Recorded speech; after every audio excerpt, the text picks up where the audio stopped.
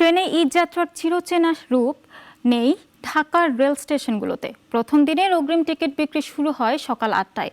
প্রথম ৯ মিনিটেই পশ্চিমাঞ্চলের বেশিরভাগ অগ্রিম টিকিট শেষ হয়ে যায়। পূর্বাঞ্চলের টিকিটেরও একই দশা। যাত্রীরা বলছে, সরকারের গণপরিবহন ট্রেন ধীরে ধীরে সাধারণ মানুষের নাগালের বাইরে চলে যাচ্ছে।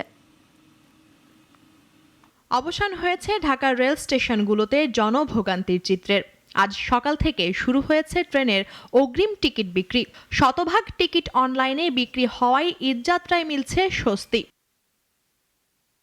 জনদুর্ভোগ এড়াতে সকাল ৮টায় পশ্চিমাঞ্চলের ট্রেনের টিকিট এবং দুপুর ২টায় পূর্বাঞ্চলের অগ্রিম টিকিট বিক্রি শুরু হয়েছে। তবে কয়েক মিনিটেই শেষ হয়ে যাচ্ছে সব আসনের টিকিট। আজ যারা টিকিট ক্রয় করবেন তারা আগামী ২৪ মার্চ ভ্রমণ করতে পারবেন। অগ্রিম টিকিটের শতভাগই বিক্রি হবে অনলাইনে। টানা ৭ দিন চলবে আগাম টিকিট বিক্রির কার্যক্রম। দায়িত্বরত কর্মকর্তারা জানান, যাত্রীদের নিরাপত্তা আর সেবা নির্বিঘ্ন করতে নেওয়া হয়েছে বিশেষ ব্যবস্থা।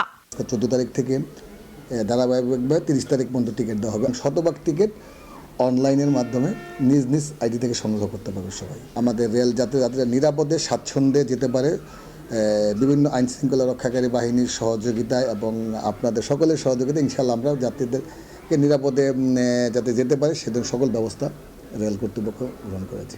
এদিকে কালোবাজারি বন্ধের কথা বলে টিকিট বিক্রি অনলাইন ভিত্তিক করা হয়েছে।